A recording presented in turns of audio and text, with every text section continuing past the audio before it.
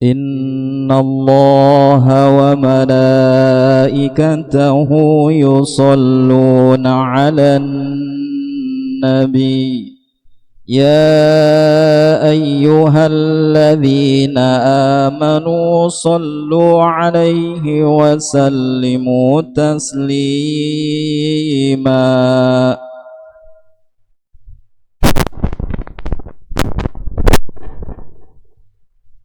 Assalamualaikum warahmatullahi wabarakatuh. Allahu Akbar, Allahu Akbar, Allahu Akbar, Allahu Akbar. Ashhadu an la ilaha illallah. Ashhadu an la ilaha illallah.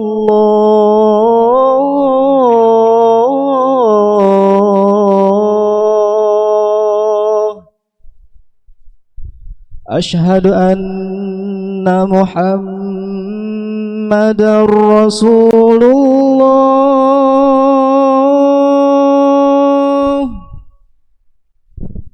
Ashhadu anna Muhammadar Rasulullah.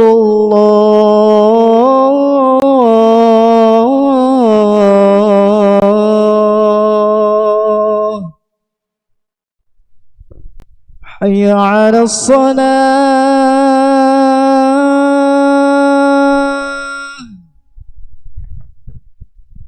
Hayya 'alas salah.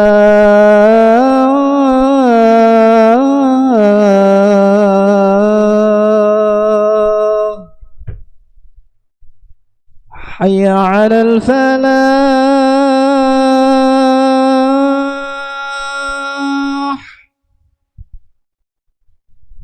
Hayya 'alal falah.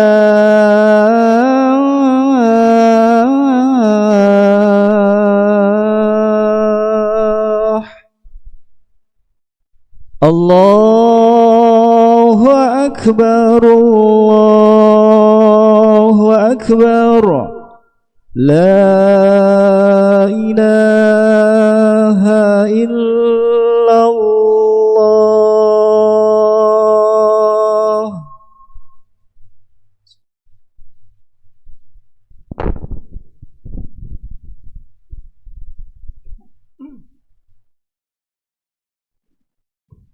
Alhamdulillah. Alhamdulillahilladzi ikhtassa min makhluqatihil insan wa rafa'a anhu biqaramihil khata'a wan nisyan. Ashhadu an la ilaha illallah wahdahu la syarika lah, al-qadimul mahmudu bikulli lisan. Wa ashhadu anna sayyidana wa nabiyyana Muhammadan abduhu wa rasuluh, al-mu'ayyadu bimu'jizatil Qur'an. Allahumma salli wa sallim wa barik ala sayyidina wa habibina wa syafi'ina wa karimina wa maulana Muhammadin wa ala alihi wa ashabihi zawil wilayati wal ihsan. Amma ba'd, fa ya ibadallah, usikum wa iyaya bitaqwallahi wa ta'atihi la'allakum tuflihun. Wa qala Allah ta'ala fil Qur'anil Karim, a'udzu billahi minasy syaithanir rajim. Ya ayyuhalladzina amanu taqullaha haqqa tuqatih wa la tamutunna illa wa antum muslimun. Hadirin kaum muslimin wa zumratal mu'minina rahimakumullah. Alhamdulillah, tidak terasa beberapa hari ke depan kita akan menjumpai satu bulan yang kita harap-harapkan jauh sebelum bulan tersebut datang, dengan untayan doa yang selalu kita panjatkan dari mulai bulan Rajab kita bermohon kepada Allah Subhanahu wa taala dengan permohonan Allahumma barik lana fi Rajaba wa Sya'bana wa ballighna Ramadan. Kita memohon kepada Allah dari semenjak bulan Rajab tiba. Ya Allah, berkahi kami di bulan Rajab, berkahi kami di bulan Sya'ban, dan sampaikan usia kami bisa menjumpai bulan suci Ramadan.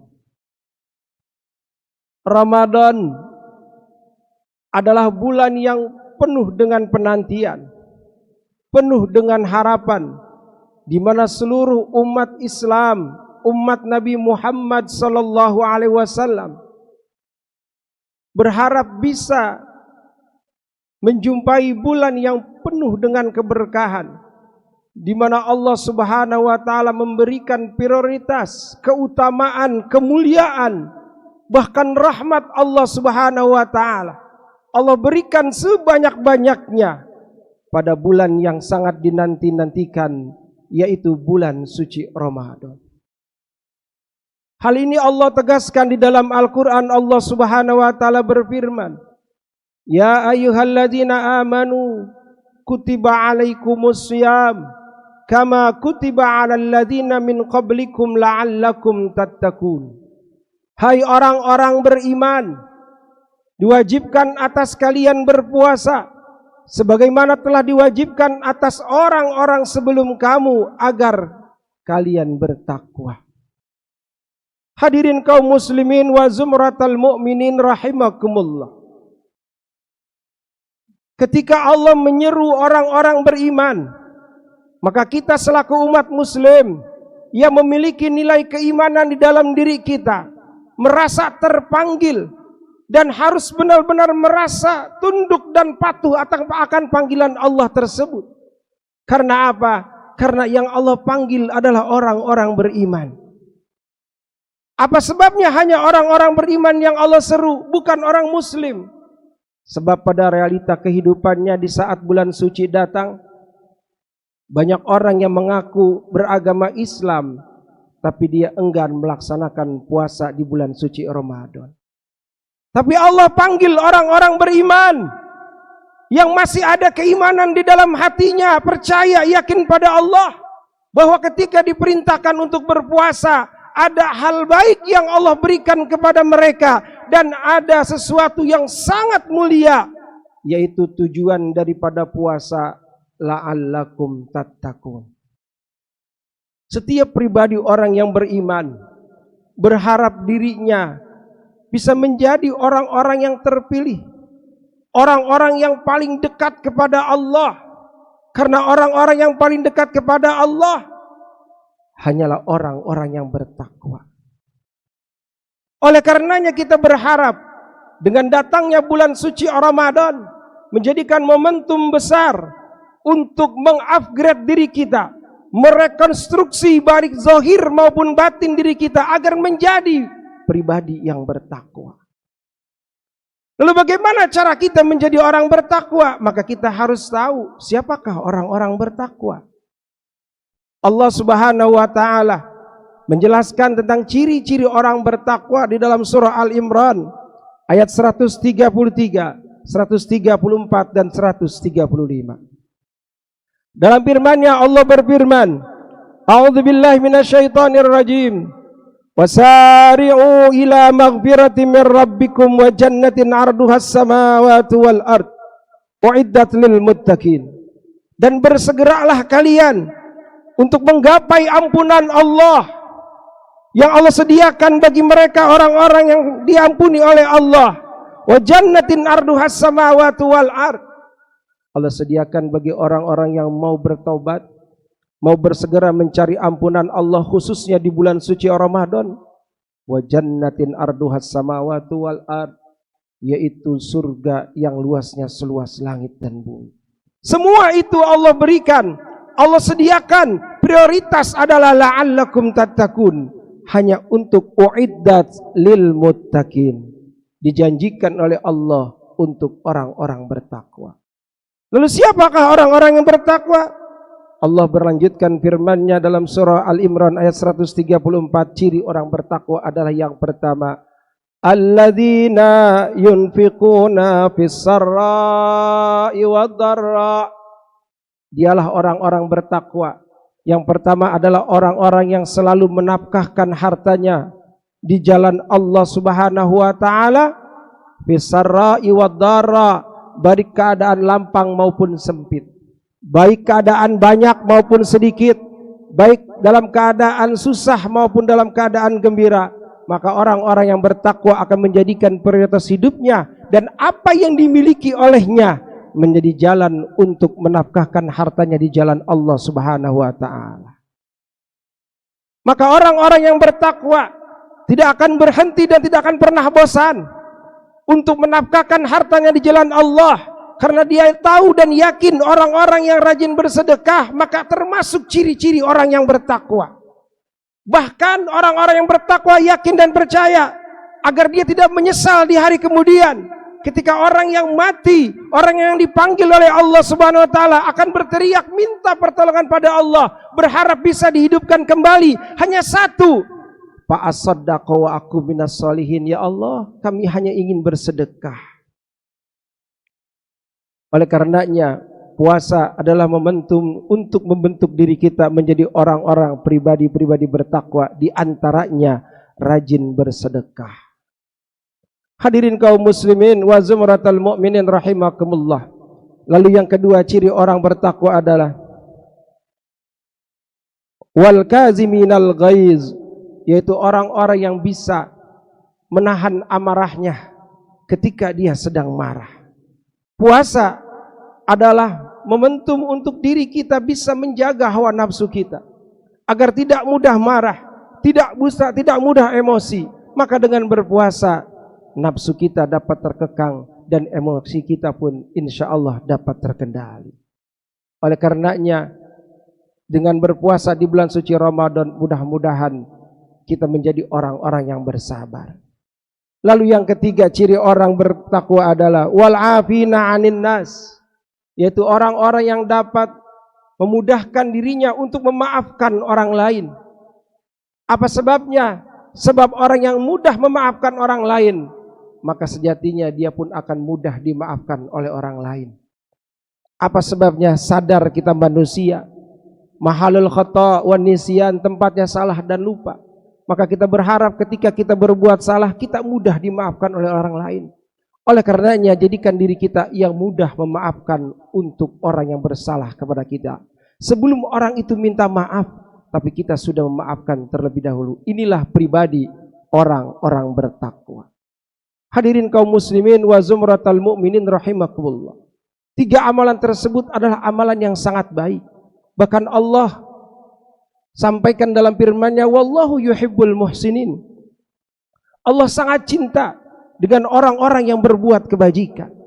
Lalu timbul pertanyaannya, kalau ciri orang bertakwa hanya orang-orang berbuat kebajikan, bagaimana dengan orang-orang yang berbuat salah?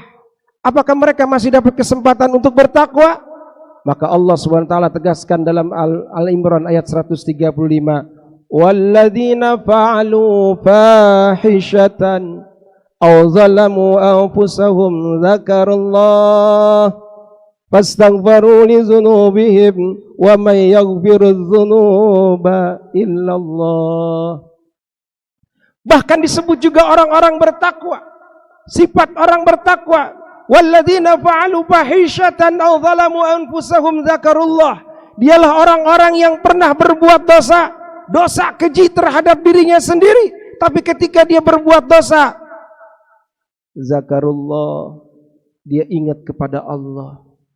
Dia menyadari dirinya sedang berbuat salah, perbuatannya tidak diridai Allah, maka dia berharap kepada Allah, fastaghfiru li dzunubihim, dia bermohon ampun kepada Allah. Karena dia sadar wa may yaghfiru dzunuba illallah, siapa lagi yang bisa mengampuni dosa kecuali hanya Allah. Maka orang-orang yang pernah berbuat dosa ketika ingat pada Allah dan dia bertaubat, dia tidak melanjutkan perbuatan dosanya dan tidak pernah kembali lagi ke jurang kesesatannya. Hadirin kaum muslimin wa zumratal mu'minin rahimakumullah. Dari surah Al-Imran ayat 133, 34 dan 35 ini kita dapat mengambil kesimpulan bahwa ciri-ciri orang bertakwa adalah yang pertama, orang bertakwa itu selalu rajin menafkahkan hartanya di jalan Allah, baik keadaan lapang maupun sempit. Orang yang bertakwa selalu bisa mengendalikan amarahnya ketika dia emosi. Orang bertakwa selalu memaafkan orang lainnya tanpa dia meminta maaf. Dan orang yang bertakwa sekalipun dia pernah berbuat salah, tapi dia selalu kembali kepada Allah. Karena inna rahmatallah qaribum minal muhsinin. Sesungguhnya rahmat Allah itu sangat dekat bagi orang-orang yang berbuat kebajikan. Mudah-mudahan momentum menjelang bulan suci Ramadan ini tetap kita berjuang, tetap kita berdoa pada Allah, optimis, mudah-mudahan Allah sampaikan usia kita menjumpai bulan suci Ramadan. Sekalipun takdir Allah berbicara lain, ternyata yang sampai duluan adalah ajal kita. Mudah-mudahan Allah wafatkan kita dalam keadaan husnul khatimah. Amin ya rabbal alamin. A'udzubillahi minasyaitonir rajim. Bismillahirrahmanirrahim. Wal 'asr innal insana lafi khusr illa alladziina aamanu wa 'amilus shalihati wa tawassaw bil haqqi wa tawassaw bis sabr. Barakallahu li wa lakum fil Qur'anil 'azim wa nafa'ani wa iyyakum bima fihi minal ayati wa dzikril hakim wa taqabbala minni wa minkum tilawatahu innahu was-sami'ul 'alim. Aqulu qawli hadza wa astaghfirullahal 'azim li wa lakum wa lisairil muslimina wal muslimat wal mu'minina wal mu'minat fastaghfiruhu innahu huwal ghafurur rahim. Allahumma salli wa sallim ala sayyidina Muhammad wa ala ali sayyidina Muhammad.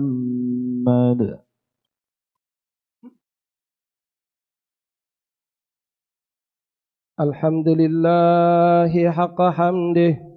Ashhadu an la ilaha illallah wahdahu la syarika lahu syahadata 'abdih. وأشهد أن سيدنا ونبينا محمدا عبده ورسوله الوفي بعهده صلى الله عليه وعلى آله وصحبه من بعده وسلم تسليما كثيرا.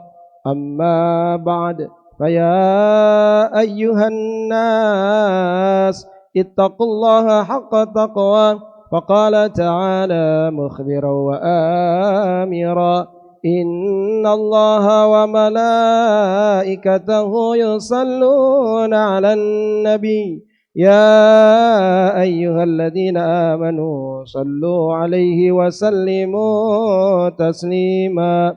اللهم صل وسلم على سيدنا محمد وعلى آله وأصحابه أجمعين وخصوصا لسيدنا أبي بكر وعمر وعثمان وعلي وسائر الصحابة والقرابة رسول الله والتابعين وتابع التابعين ومن تبعهم بإحسان إلى يوم الدين وعلينا معهم برحمتك يا أرحم الراحمين.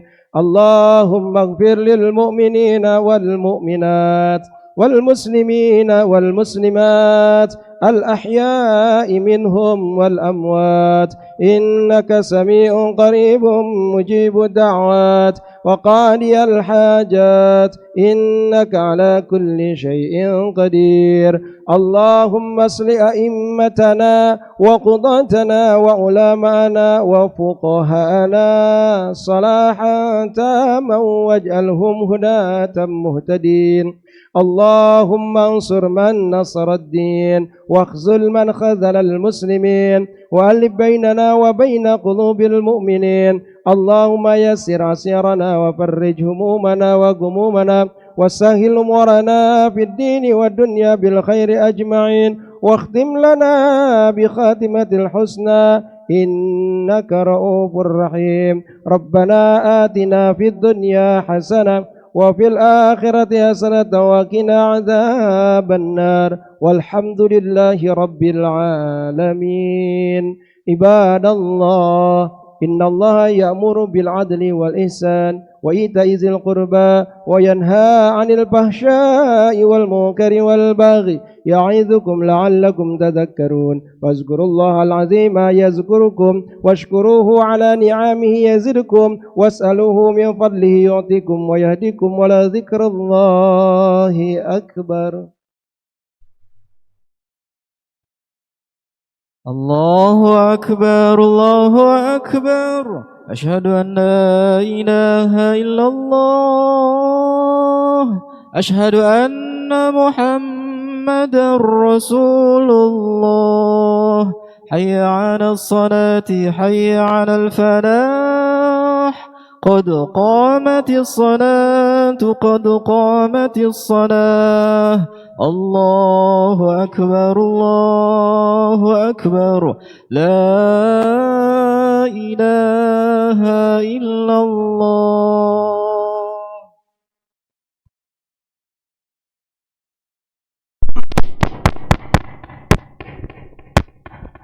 Sawu sufufakum fa inna taswiyata sufuf min tamamis shalah. Mohon diluruskan dan dirapatkan safnya untuk kesempurnaan salat berjamaah, dan untuk handphonenya mohon dikondisikan. A'udzubillahi minasyaitonir rajim. Bismillahirrahmanirrahim. A'udzu birabbil nas. Alladzi yuwaswisu fi sudur. Rabbi a'udzu bika min syarri. Shalli fi Allahu Akbar. Allah.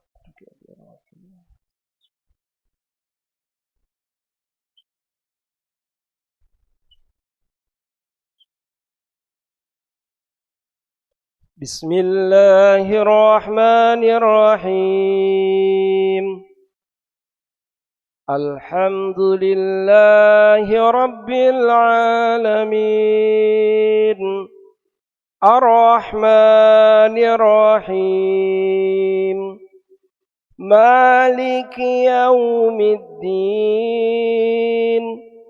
Iyyaka na'budu wa iyyaka nasta'in. Ihdinas siratal mustaqim. صراط الذين أنعمت عليهم غير المغضوب عليهم ولا الضالين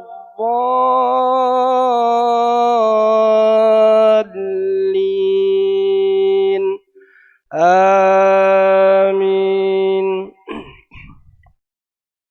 بسم الله الرحمن الرحيم. لم يكن الذين كفروا من أهل الكتاب والمشركين منفكين حتى تأتيهم البينة. رسول من الله يتلو صحفا مطهرة فيها كتب قيمة. وما تفرق الذين أوتوا الكتاب إلا من بعد ما جاءتهم البينة. وما أمروا إلا ليعبدوا الله مخلصين له الدين حنفاء ويقيموا الصلاة ويؤتوا الزكاة وذلك دين القيمة. إن الذين كفروا من أهل الكتاب والمشركين في نار جهنم خالدين فيها أولئك هم شر البرية. إن الذين آمنوا وعملوا الصالحات أولئك هم خير البرية. جزاؤهم عند ربهم جنات عدن تجري من تحتها الأنهار خالدين فيها أبدا. رضي الله عنهم ورضوا عنه ذلك لمن خشي ربه. الله أكبر. سمع الله لمن حمده. الله أكبر. الله أكبر. الله أكبر.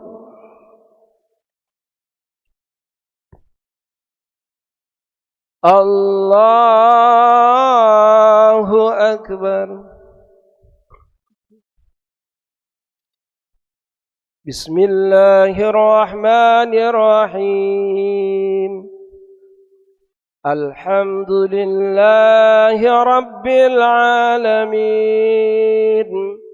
الرحمن الرحيم مالك يوم الدين إياك نعبد وإياك نستعين اهدنا الصراط المستقيم صراط الذين أنعمت عليهم غير المغضوب عليهم ولا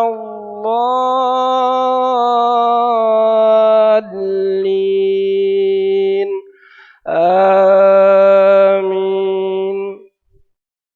بسم الله الرحمن الرحيم. والعاديات ضبحا فالموريات قدحا فالمغيرات صبحا فأثرن به نقعا فوسطن به جمعا إن الإنسان لربه لكنود وإنه على ذلك لشهيد وإنه لحب الخير لشديد أفلا يعلم إذا بعثر ما في القبور وحصل ما في الصدور إن ربهم بهم يومئذ لخبير. الله أكبر.